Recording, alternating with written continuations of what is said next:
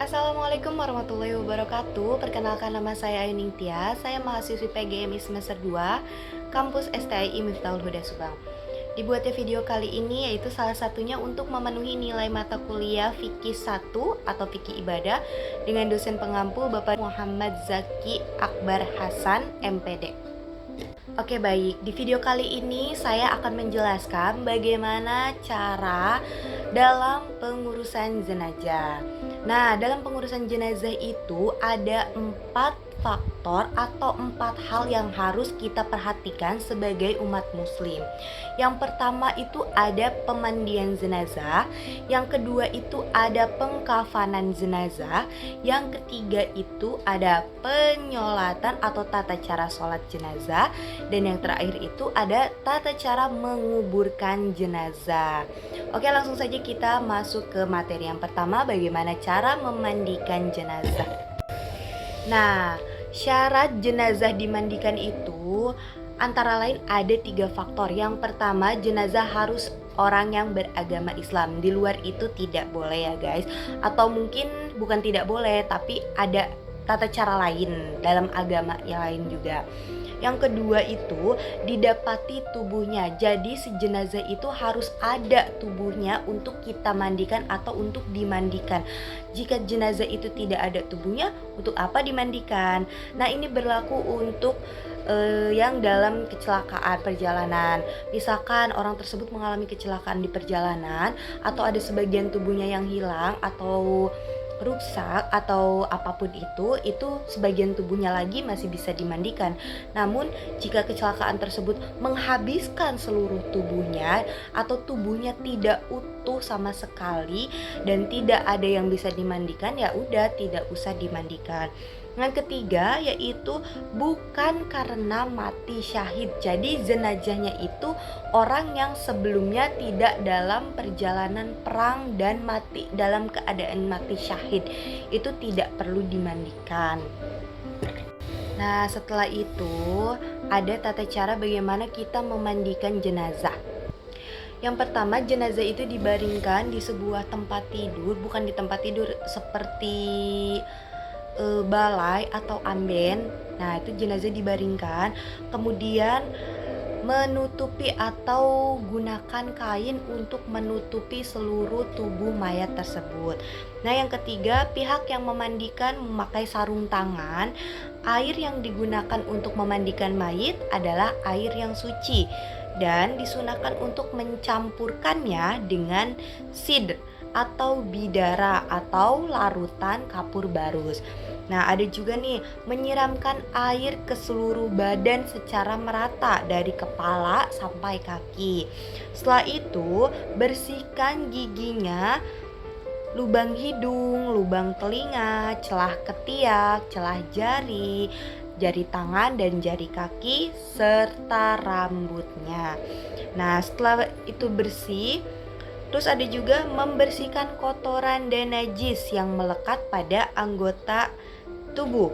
Menekan bagian bawah perut dengan bersamaan, dengan itu angkatlah sedikit bagian kepala dan badan sehingga kotoran yang ada di dalamnya dapat keluar.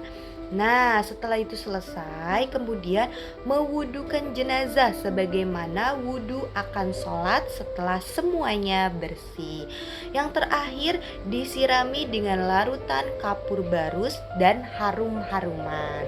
Setelah kita beres memandikan jenazah, ada lagi nih yang kedua yaitu mengkafani jenazah.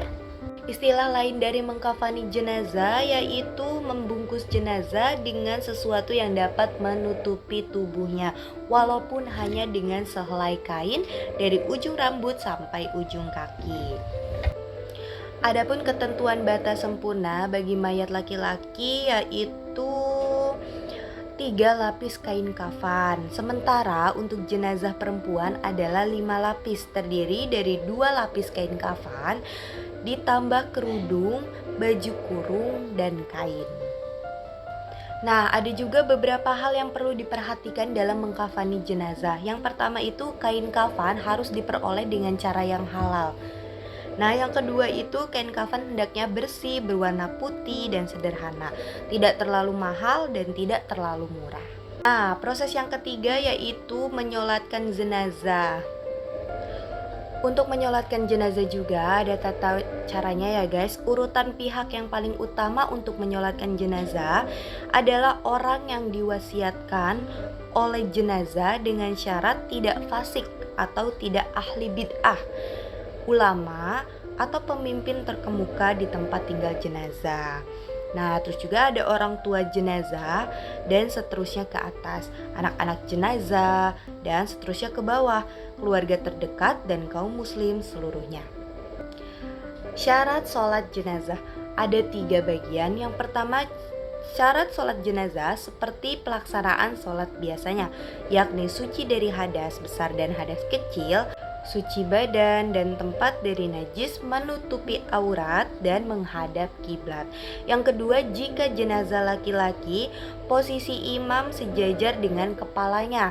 Sebaliknya nih guys, jika jenazahnya itu adalah perempuan, maka posisi berdirinya sejajar dengan perutnya. Nah, yang terakhir, jenazah diletakkan di arah kiblat orang yang menyolatkannya, kecuali sholat di atas kubur atau sholat gaib. Setelah jenazah disolatkan, yang terakhir itu adalah menguburkan. Ada beberapa ketentuan terkait dengan menguburkan jenazah, yaitu sebagai berikut. Yang pertama itu sunnah menguburkan. Ada 5 poin. Menyegerakan membawa jenazah ke pemakaman tanpa harus tergesa-gesa. Jadi jika sudah dikafani, jenazahnya itu sebaik mungkin langsung disolatkan dan langsung dibawa ke tempat pemakaman. Yang kedua, pengiring tidak dibenarkan duduk sebelum jenazah diletakkan. Yang ketiga, disunahkan menggali kubur secara mendalam agar jasad jenazah terjaga dari jangkauan binatang buas atau agar baunya tidak merebak keluar. Nah, yang keempat, lubang kubur yang dilengkapi liang lahat bukan syak atau jenazah non-muslim. Syak adalah liang yang dibuat khusus di dasar kubur pada bagian tengahnya. Berikut ini. Nah, yang terakhir yaitu disunahkan untuk memasukkan jenazah ke liang lahat dari arah kaki kuburan, lalu diturunkan ke dalam liang kuburan secara perlahan. Nah, mungkin cukup sekian pemaparan dari saya mengenai tata cara pengurusan jenazah. Cukup sekian dari saya. Billahi taufiq wal hidayah. Wassalamualaikum warahmatullahi wabarakatuh.